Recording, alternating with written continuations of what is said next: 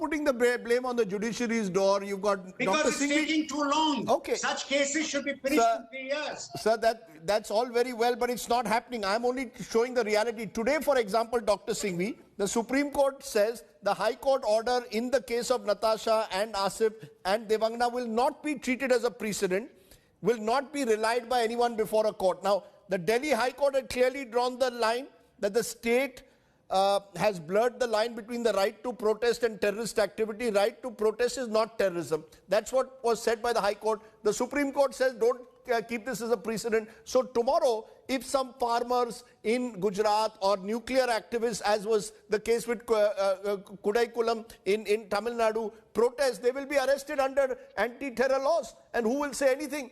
And we will then again, come back with another discussion. My fear is that the criminal justice system is not equipped to deal with anti-terror laws. How do you respond to that, Dr. Singhvi?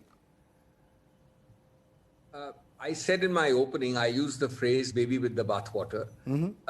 We live in an era of terrorism where some anti-terror law is required, but that is no excuse to say that because an anti-terror law necessarily must be draconian against terrorists, therefore we excuse, condone, or turn a blind eye to its draconian use against non-terrorists. It is also no answer to say that because other governments have had low conviction rates and maybe misused it against poor people, all such laws are misused against poor people. Therefore, the current misuse can be ignored or condoned. The facts show, the statistics show that the use of sedition law and anti-terror law has statistically exponentially jumped till 2014. We cannot ignore that fact. The statistics are there for you to see. Equally, the fact that you do have poor people languishing in jails under Tada and Pota cannot justify the use for those who protested against citizenship laws.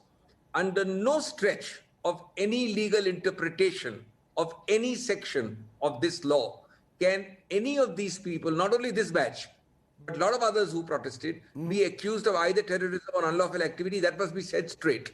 Now, having said that, let me add, it is true that in judgments of bail, you need not give very detailed reasons. And one of the reasons the Supreme Court has today found is that this is a very detailed judgment which tends to lay down the law, whereas bail could have been granted on narrower grounds. That's a perfectly acceptable understanding. But I would disagree with the greatest respect with the Supreme Court's caveat today that this shall be ignored as a precedent. I'm not now talking of the release of the activists. They stand released, but not to be treated as precedent. I think this was a context and a situation where the Delhi High Court needed to put the thresholds of activation of such a draconian law clear. That is why they wrote a longer than usual judgment on bail. They had to state that on the face of it, Sections 2.0 and 15 cannot under any circumstances, now I'm repeating, under any circumstances be used against any protester of CAA unless you found that the man is putting a bomb or shooting somebody. Now, that being so, I think while they transgress the normal limits of writing a bail judgment, equally the Supreme Court should have welcomed it as a very clear trigger point not being activated of UAPA and should have allowed it to remain, but they have done so. They will ultimately lay down the law. But the law, my point is, Rajdeep, is clear on the text of the law. You see, the problem... I have a fundamental problem with the law itself. The law is completely against basic jurisprudence. There is no presumption of innocence. We just did a story of Nanded. People have spent 9 years in jail. They spent 9 years in jail, and then after 9 years, it is saying, no, they're not terrorists. So I lose 9 years of my life.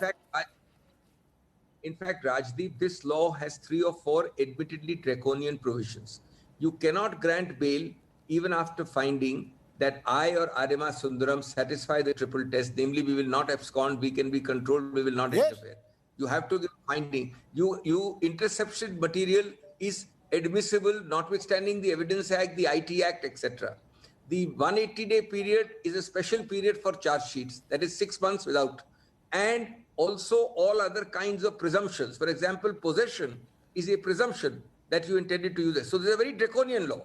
Therefore, the more draconian with these 4 elements, the more important to reduce its rigor and apply it to the core, narrow, genuine cases. Okay. So I would say that ultimately there is a catch here, Rajdeep. By the time you wait for judgments like the Supreme Court or the High Court judgment to come, you already have had trauma and distress. So the text of the law is clear. Why did the police apply it? Why did the state Sir, apply it? Why did because